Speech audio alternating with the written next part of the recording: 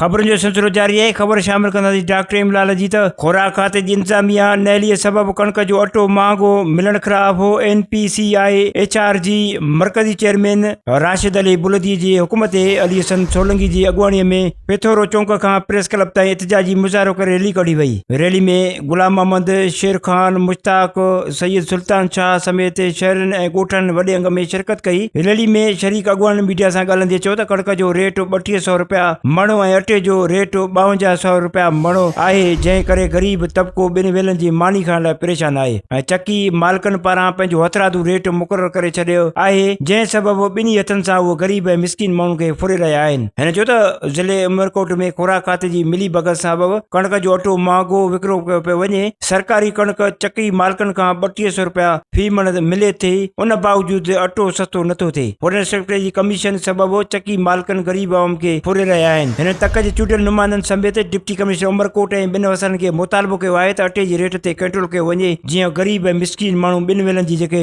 मानी सुकून सां खाई सघनि।